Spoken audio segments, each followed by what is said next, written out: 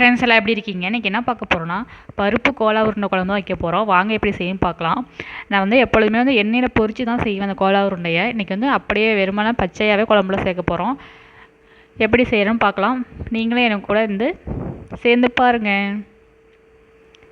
நீ பருப்பெல்லாம் ஊற வச்சுருக்கேன். ஒரு கைப்பிடி அளவு துவரம்பருப்பு, ஒரு கைப்பிடி அளவு கடலப்பருப்பு சேர்த்து நான் ஊற வச்சுருக்கேன். ஒரு அரை மணி நேரம் நல்லா ஊறிக்கிட்டு இருக்கு. அதோட 2 வரமிளகாய் சேர்த்துட்ருக்கேன்.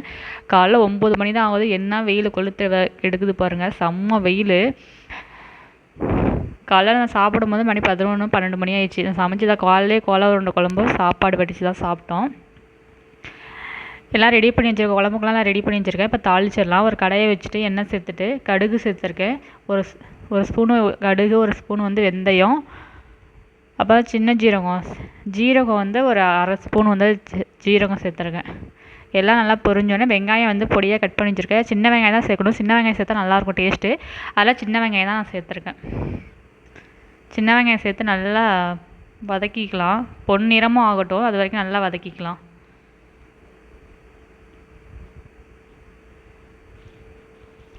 பூண்டு வந்து ஒரு 5-6 பல்லு பூண்டு உரிச்சு வச்சுருக்கேன். அதையும் சேர்த்துக்கலாம்.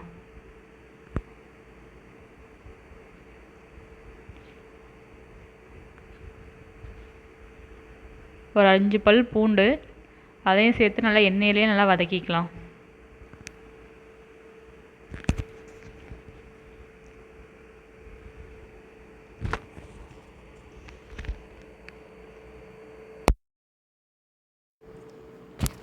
எல்லாம் நல்லா வதங்கிக்கிட்டு இருக்கு. இப்போ வந்து கருவேப்பிலை ஒரு கொத்து சேர்த்துக்கலாம். இது வந்து நான் எப்பொழுதுமே எண்ணெயில் பொரிச்சு வச்சா இன்னும் டேஸ்ட் நல்லாயிருக்கும். வடை மாட்டமே நம்ம எண்ணெயில் வந்து கோலா உருண்டையை நல்லா உருண்டையாக பால் மாட உருட்டி நான் எண்ணெயில் போட்டு பொரித்து அதுக்கப்புறம் குழம்பு வைப்போம். நான் இன்றைக்கி வந்து ஃபஸ்ட் டைம் வந்து ட்ரை பண்ணுறேன். அப்படியே குழம்புல பச்சையாகவே அரைச்சி உருண்டை பிடிச்சி நான் அப்படியே சேர்க்குறேன். டேஸ்ட் வைஸ் செம்ம டேஸ்ட்டாக வந்துருந்துச்சு. நல்லா தான் இருந்துச்சு சாப்பாடு. சிக்கன் கோலா உருண்டை, மட்டன் கோலா உருண்டையாக சாப்பிட்ருக்கேன் நான் ஒரு டைமு. மட்டன் சாப்பிட்டதில்ல, சிக்கன் சாப்பிட்ருக்கேன். வெங்காயம் சீக்கிரம் வதங்குறதுக்கு நான் உப்பு சேர்த்துருக்கேன். உப்பு சேர்த்து நல்லா வதக்கிக்கலாம். இப்போ வந்து தக்காளி வந்து 2 தக்காளி, மீடியம் சைஸ் தக்காளி 2 தக்காளி எடுத்து நான் கட் பண்ணியிருக்கேன் பொடியாக. அதையும் சேர்த்து நல்லா வதக்கிக்கலாம். காலை எப்பொழுதுமே தோசை தான். சரி, இன்றைக்கி எப்பொழுதும் காலைல தோசை சாப்பிட்றது இன்றைக்கி வந்து டிஃப்ரெண்ட்டாக வந்து சாப்பாடே சாப்பிட்றலான்னு சொல்லிட்டு தான் இன்றைக்கி கோலா உருண்டை குழம்பு சாப்பாடு வடித்து காலையில் சாப்பிட்டது. டெய்லியும் சாப்பாடே சாப்பிட்டு தோசையே சாப்பிட்டு போர் அடிச்சிச்சு. தேங்காய் வந்து ஒரு மூடி தேங்காய் துருவி வச்சுருக்கேன். அதோட சோம்பு சேர்த்து அரைச்சிக்கலாம். இது பெருஞ்சீரகம் தான் அதிகம் நான் சொல்லி பழக்கம். சோம்புன்னு வந்து நான் எல்லோரும் இங்கே சொல்கிறனால சோம்புன்னு நான் சொல்கிறேன். ஆனால் பெருஞ்சீரகம் தான் அதிகம் நான் சொல்லியிருக்கேன். ஏன்னா எதுன்னு எது சரியாக எனக்கு தெரியாது. எது சோம்பு, எது ஜீரகம், ஏதோ ஒரு சொல்லுவாங்களோ அதுவும் எனக்கு பேர் தெரியாது. அதான் சின்ன ஜீரகம் பெரிய ஜீரகம்னு சொல்லிடுறது. மசாலா சேர்த்துக்கலாம். மல்லித்தூள் 3 ஸ்பூன் வந்து மல்லித்தூள் சேர்த்துருக்கேன். 2 ஸ்பூன் வந்து நம்ம காரத்தை வந்தப்போ வந்து மிளகாத்தூள் சேர்த்துக்கலாம். 2 ஸ்பூன் வந்து நான் மிளகாத்தூள் சேர்த்துருக்கேன். ஒரு அரை ஸ்பூன் வந்து மஞ்சத்தூள் சேர்த்துருக்கேன். நம்மளுக்கு எவ்வளோ காரம் தேவையோ அந்தளவுக்கு காரம் தேவைப்படுற அளவுக்கு நம்ம சேர்த்துக்கலாம். நான் 2 ஸ்பூன் மட்டும் சேர்த்துருக்கேன். 1.5 ஸ்பூன் கூட சேர்த்துக்கலாம். காரம் கம்மியாக சாப்பிட்றோம் 1.5 ஸ்பூன் சேர்த்துக்கலாம். நான் வந்து 2 ஸ்பூன் சேர்த்துருக்கேன். மஞ்சத்தூள் வந்து அரை ஸ்பூன் சேர்த்துருக்கேன். எல்லாம் சேர்த்து நல்லா எண்ணெயிலே நல்லா வதக்கிக்கலாம். அந்த பச்சை வடை போட்டு மசாலாவோட பச்சை வடை போகிற வரைக்கும் நல்லா வதக்கிக்கலாம். சிம்மிலே வச்சு வதக்கணும். எனக்கு கருகிரும் மசாலா, அதனால் சிம்மிலே வச்சு நம்ம வதக்கிக்கலாம். புளி வந்து ஒரு நெல்லிக்காய் சைஸ் புளி வந்து நான் கரைச்சி வச்சுருக்கேன். கரைச்சி வடிகட்டி வச்சுருக்கேன். அதை நம்ம சேர்த்துக்கலாம். மசாலா நல்லா பச்சை வடையெல்லாம் போனதுக்கப்புறம் நம்ம புளியை கரைசலில் சேர்த்துக்கலாம்.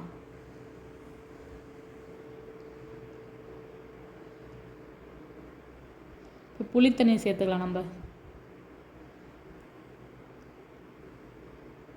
புளி நல்லா கரைச்சி நான் வடிகட்டி வச்சுருந்தேன்.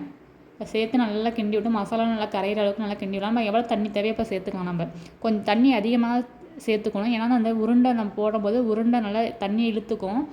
அதனால் நம்ம தண்ணி அதிகமாக சேர்த்துக்கணும். அதனால் தண்ணியை நிறையவே சேர்த்துருக்கேன் நான் குழம்புக்கு. நம்மளுக்கு எவ்வளோ தண்ணி தேவையோ அந்தளவுக்கு தண்ணி சேர்த்துக்கலாம்.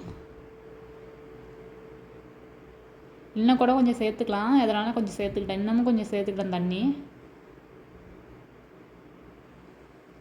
ஏன்னா நம்ம வந்து உருண்டை தேய்க்கிறனால நல்லா திக்னஸ் கொடுக்கும். அது மாதிரி நம்ம வந்து தேங்காய் ஊற்றுறோம்ல, அதனால் நல்லா கொஞ்சம் இதாக திக்காக தான் இருக்கும் குழம்பு. அதனால தான் இன்னும் கொஞ்சம் தண்ணி சேர்த்துக்கலான்னு சொல்லிட்டு தண்ணி சேர்த்துக்கிட்டேன் நான். போதும், இந்த அளவுக்கு தண்ணி போதும். மூடி போட்டு மூடிட்டு நல்லா கொதித்து வரட்டும். நம்ம அதுக்குள்ளேயே நம்ம வந்து பருப்பை போய் அரைச்சி எடுத்து வந்துக்கலாம். இது வந்து ஒரு டைம் செஞ்சால் கூட மறுபடியும் செஞ்சு கொடுங்கன்னு சொல்லிட்டு கேட்பாங்க. அந்தளவுக்கு டேஸ்ட்டு நல்லாயிருக்கும் அது. இது வந்து முருங்கைக்கீரை போடலாம். நான் முருங்கைக்கீரை போடலை. காலையிலே போய் பறித்தோம்னா நம்ம வந்து வெயில் அடிக்குது தான். சப்போஸ் வந்து அந்த பூச்சி இது மட்டும்லாம் இருக்குன்னு சொல்லிட்டு நான் காலையிலே வந்து முருங்கைக்கீரை பறிக்க மாட்டேன். கொஞ்சம் மத்தியானத்துக்கு மேலே தான் நான் முருங்கைக்கீரையை பறிப்பேன். அதனால நான் முருங்கைக்கீரை காலையிலே பறிக்கல. முருங்கைக்கீரை சேர்த்தா இன்னும் டேஸ்ட் நல்லாயிருக்கும். 2 வரமிளகாய் வந்து தண்ணியிலே ஊற வச்சுருந்தேன். அந்த பருப்போடையே ஊற வச்சுருந்தேன். அப்போ தான் நல்லா அரைப்பறதுக்கு நல்லாயிருக்குன்னு சொல்லிட்டு ஒரு கைப்பிடி அளவு வந்து துவரம்பருப்பு, ஒரு கைப்பிடி அளவு கடலப்பருப்பு சேர்த்து நல்லா ஒரு 1 மணி நேரம் ஊறிடுச்சு. இது கூட சோம்பு சேர்த்து அரைச்சி எடுத்துக்கலாம். பெருங்காயத்தூள் சேர்த்துக்கிட்டேன். நான் காமிக்கல. பெருங்காயம் கொஞ்சம் சேர்த்துக்கணும். ஏன்னா பருப்பு வந்து வாய்வு அப்படின்னு சொல்லுவாங்க. அதனால் பருப்புக்கு வந்து நான் வந்து இது பெருங்காயத்தூள் சேர்த்துக்கிட்டேன். உப்பு தேவையான அளவு உப்பு சேர்த்துக்கலாம். உருண்டையில் உப்பு இல்லாமல் போயிருமில்ல, அதனால் உருண்டைக்கு வந்து உப்பு சேர்த்துருக்கேன். எல்லாம் சேர்த்து தண்ணியே ஊற்றாமல் அரைச்சி வரலாம். கொஞ்சம் கூட தண்ணி சேர்க்கவே கூடாது. இந்த அளவுக்கு இருக்கணும் நம்மளுக்கு. பாருங்கள், நல்லா குறப்பாக அரைச்சி வந்துருக்கணும். ரொம்ப நேரமாக அரைக்கக்கூடாது, ரொம்ப அரைப்படாமல் இருக்கக்கூடாது. நார்மலாக அரைச்சி எடுத்து வந்துக்கணும். இது கரெக்டாக ஒரு 5 உருண்டைக்கு தான் வரும்னு நினச்சேன். ஆனால் 9 உருண்டை வந்துருந்துச்சு. கொஞ்சமாக தான் ஊற வச்சேன். அதிகமாக குழம்புல சேர்த்தோம்னா ரொம்ப குழன்னு இருக்கும். நம்ம கம்மியாக தான் ஒரு 5 உருண்டைக்கு போல் சேர்த்துக்கலாம்னு நினச்சேன். கொஞ்சம் அதிகமாகவே வந்துருச்சு. இதோட பொடியாக கட் பண்ண வெங்காயம், சின்ன வெங்காயம் சேர்த்துருக்கேன் நான். இது வந்து உடையாமல் இருக்கிறது, குழம்புல போய் உடையாமல் இருக்கிறது வந்து 1/2 ஸ்பூன் வந்து அரிசி மாவு சேர்த்துருக்கேன் நான். பச்சரிசி மாவு தான் அது. எந்த அரிசி மாவாக இருந்தாலும் நம்ம சேர்த்துக்கலாம். அரிசி மாவு சேர்க்கறதுனால நம்ம உடையாது, உருண்டை வந்து உடையாது, வெரிசலும் விடாது. அதனால் வந்து நம்ம வந்து அரிசி மாவு சேர்த்துருக்கேன். சின்ன வெங்காயம் வந்து பொடியாக கட் பண்ணி சேர்க்கேன். எல்லாத்தையும் சேர்த்து நல்லா பிசைஞ்சு எடுத்துக்கலாம். உப்பு பார்த்துட்டு உப்பு இல்லைன்னா நமக்கு சேர்த்துக்கலாம். அதோட ஏதாவது உப்பெல்லாம் எல்லாம் கரெக்டாக இருந்துச்சு. சின்ன வெங்காயம் இதெல்லாம் கரெக்டாக. அப்புறம் கருவேப்பிலை சேர்த்துக்கிட்டேன். பொடியாக கட் பண்ண கருவேப்பிலை. இதோட இது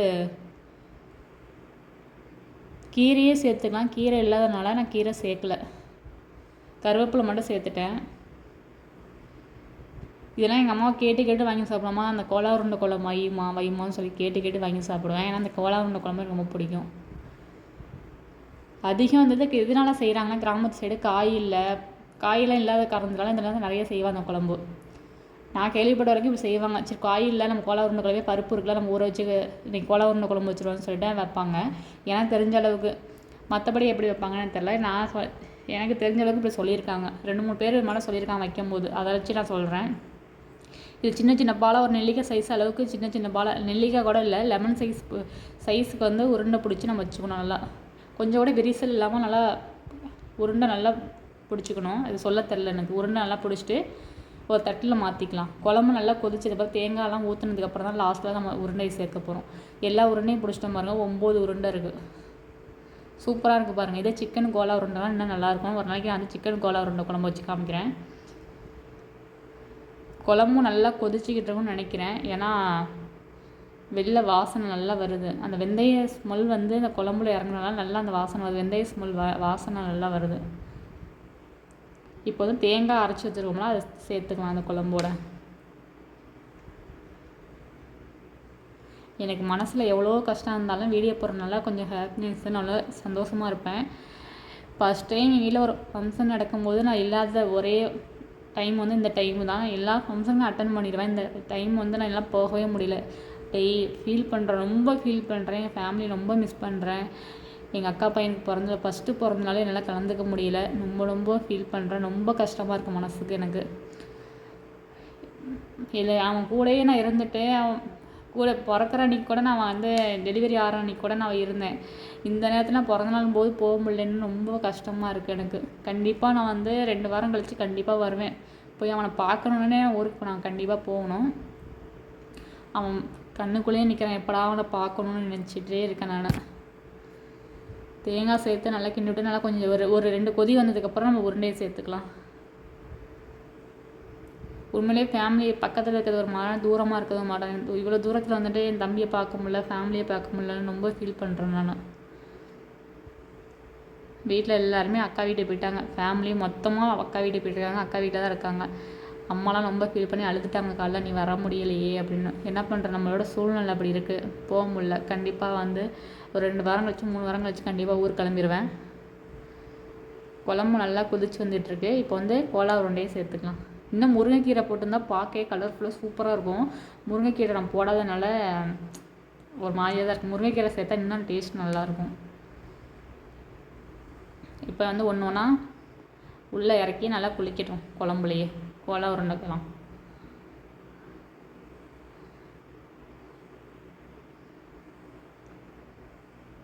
கொஞ்சம் மெதுவாக தான் போடணும். டப்புன்னு போட்டிங்கன்னா டப்புன்னு உடஞ்சிரும். அதனால் கொஞ்சம் ஸ்லோவாகவே அப்படி போடணும். டக்குன்னு போட்டிங்கன்னா உடையிற மாட்டேங்கிடும். அதெல்லாம் கொஞ்சம் ஸ்லோவாகவே போட்டுட்டு அது மேலே குழம்பு வந்து சூடான குழம்பு வந்து கோலா உருண்டையில் படாத இடத்துலலாம் படணும். ஏன்னா கொஞ்சம் வெந்துடும். அதாவது உடைய இதாக இருக்காது. சூடான குழம்பு வந்து அது கோலா உருண்டை படுற மட்டும் நம்ம குழம்பு ஊற்றிடணும். அப்போ நல்லா வெந்துடும். மேலேயும் நல்லா வெந்துடும். உடனே வந்து கரண்டி போட்டு கலக்கக்கூடாது. ஏன்னா அந்த உருண்டை உடஞ்சிரும். அதெல்லாம் உடனே கரண்டி போட்டு கலக்காமல் ஒரு 2 நிமிஷம் விட்டுட்டு அதுக்கப்புறம் நம்ம வந்து கரண்டி போட்டு கலக்கிக்கலாம். மூடி போட்டு 2 நிமிஷம் விட்டுருங்க. அது வெந்து வந்துச்சுன்னா என்ன பக்குவம்னா மேலே நல்லா புஷ்ஷுன்னு வந்துடும். பார்த்தாலே தெரியுது பாருங்கள். நம்ம எந்த அளவுக்கு போட்டால் எந்த பாருங்கள் உருண்டே நல்லா மீன் துள்ளுற மாதிரி துள்ளிட்டுருக்கு குழம்புல. நான் இது வந்து வெந்துட்டுன்னு ஒரு அர்த்தம். மேலே நல்லா மிதக்கும். வெந்துச்சுன்னா நல்லா மேலே மிதந்துட்டுருக்கு பாருங்கள் கோலா உருண்டை. சூப்பரான சுவையான கோலா உருண்டை குழம்பு ரெடி ஆயிடுச்சு. செம்ம டேஸ்ட்டாகவும் சுவையாகவும் இருக்கும். இது வந்து ஒரு வடையை வந்து குழம்பு போட்டு சாப்பிட்டா எப்படி இருக்கும் அந்த மாதிரி சுவை சூப்பராக இருக்கும். எனக்கு இந்த குழம்பு ரொம்ப பிடிக்கும். என்னோடய ஃபேவரட் கூட சொல்ல அந்த குழம்பு ரொம்ப பிடிக்கும். சாம்பார்லேயும் சில பேர் போடுவாங்க. அது பருப்பு குழம்புலையும் இதில் போடுவாங்க. இது வந்து நம்ம புளிக்குழம்புலையும் வைக்கலாம். இன்றைக்கி வந்து சூடாக சாப்பாடு போட்டு காலையிலே வந்து கோலா உருண்டை குழம்புலாம் சாப்பிட்ருக்கேன். வீடியோ வந்து நைட்டு தான் நான் போஸ்ட் பண்ணுவேன். பாருங்கள் குழம்பு வந்து கீழே சிந்திருச்சு. அதெல்லாம் பார்க்கக்கூடாது. பசியில் அதெல்லாம் பசி மயக்கத்தில் ஒன்றும் கண்ணு தெரியல. அந்த மாட்டோம் 2 கோலா உருண்டை போட்டு குழம்பு ஊற்றி சாப்பிட்டா வேறு லெவல் செம்ம டேஸ்ட்டாக இருந்தது. நீங்களே ட்ரை பண்ணி பாருங்கள். ட்ரை பண்ணி பார்த்துட்டு எப்படி கமெண்ட்டில் சொல்லுங்கள். இந்த வீடியோ பிடிச்சா லைக் பண்ணி ஷேர் பண்ணி மறக்காம சப்ஸ்கிரைப் பண்ணுங்கள். இதே போல் அடுத்த வீடியோவில் பார்க்கலாம். Okay bye. செம்ம டேஸ்ட்டு செம்ம